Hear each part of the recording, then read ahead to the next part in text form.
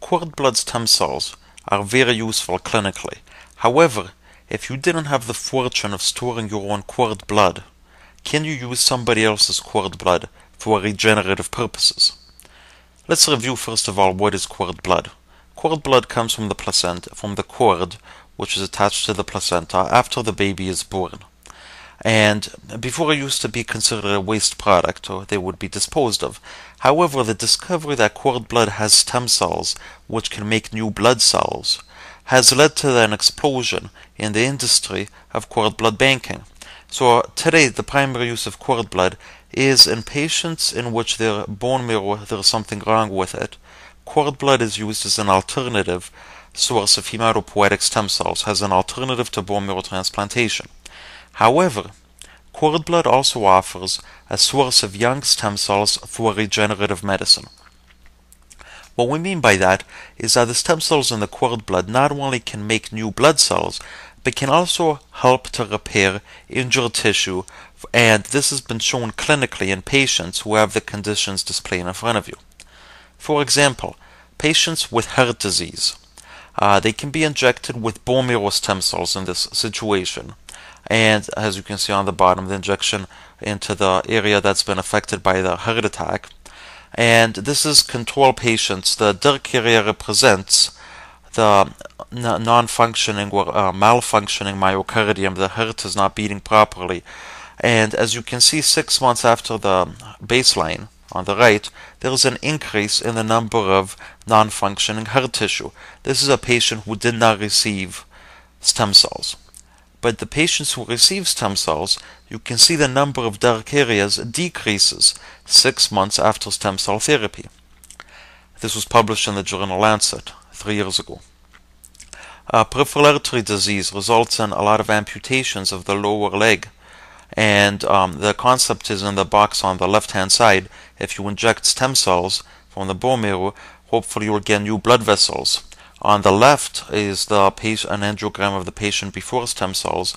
On the right, you can see a lot more new blood vessels. This was published in the same journal, Lancet, in 2002.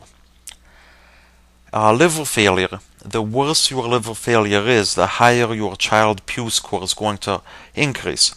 Here is the child Pew score of 9 people who were treated with stem cells from the bone marrow, and as you can see, it decreased significantly after 4 weeks and after 24 weeks after stem cell therapy.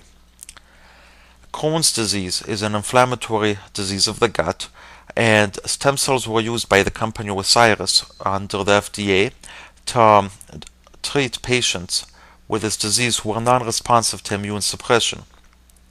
These patients on average had Crohn's disease for 14 years before entering the trial.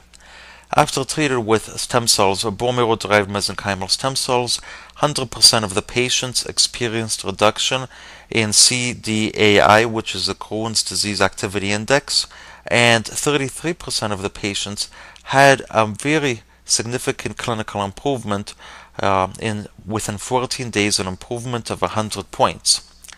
Graft versus host disease is a lethal condition where the transplanted cells begin attacking the body, and as you can see, control patients, 16 control patients, they succumbed to the disease. They passed away between 1 and 1.5 years after receiving the hematopoietic cell transplant. Whereas patients who received the hematopoietic stem cell transplant but also had bone marrow mesenchymal cells, of the 8 patients, 40% of them lived longer than 3 years.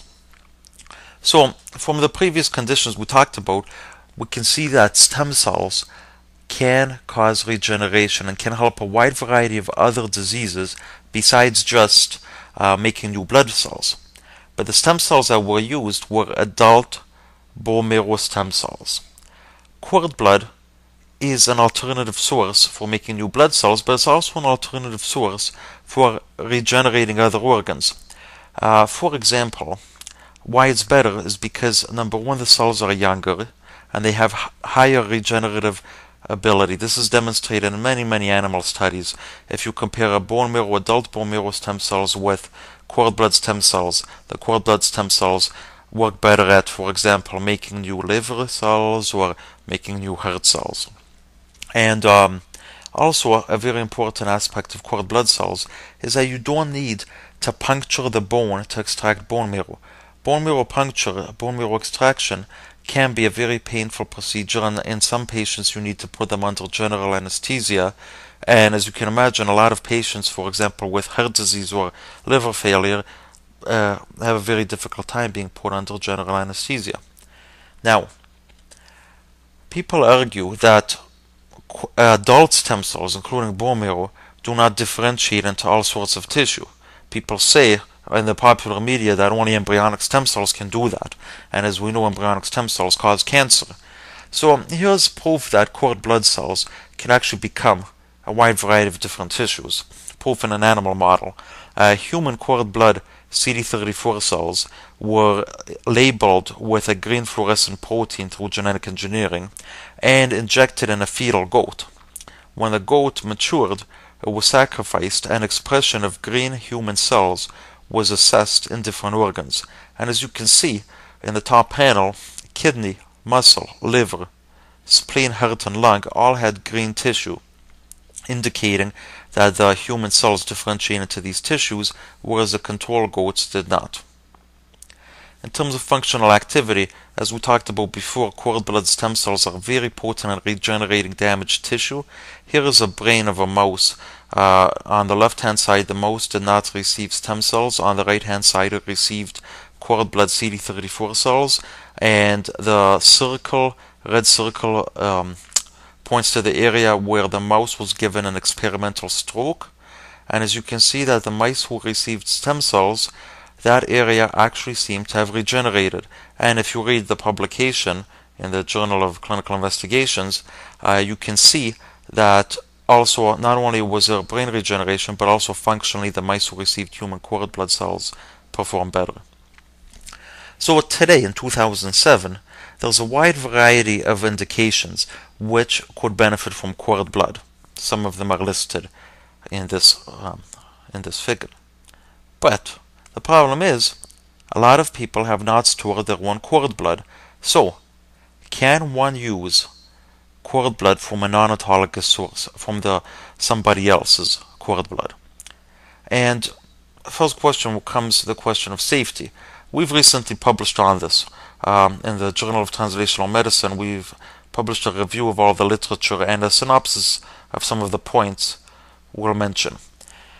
Whole cord blood has been used since the 1930s without immune suppression as a source of fetal hemoglobin. This was also used in World War II when there was not enough peripheral blood available. In the journal Lancet in 2003, there was a report of 128 patients who were given cord blood and again as a source of hemoglobin, and there was no adverse effects. Another publication in 2005 reviewed 413 patients, and again no adverse effects. At cellmedicine.com, at the Institute of Cellular Medicine, and its affiliates, more than 500 injections of cord blood, allogenic cord blood, have been used with no immune suppression and no adverse effects. Only 2 cases of rash were reported. Now, efficacy. If you administer cord blood from somebody else, people will argue that if you do not destroy the recipient immune system, they'll get the cord blood cells will get destroyed by the recipient if they're not from the same person. This appears not to be the case. A publication on Lancet showed that every mother contains stem cells from the baby that she carried even 30 years ago. Even if the pregnancy was 30 years ago. In the company Osiris's clinical work, allogenic cells, not cord blood, but mesenchymal cells, which are found in the cord blood, have been demonstrated to have therapeutic efficacy without immune suppression. And there's a variety of studies showing that mothers benefit naturally from cells that have trafficked from the fetus into the mother, and after the mother had the child, the mother would benefit from the child's regenerative cells that have transferred. So in conclusion, We believe there's many therapeutic uses for cord blood, and sometimes you need to expand it, sometimes you need to differentiate it and match it. For more information, see stem cell medicine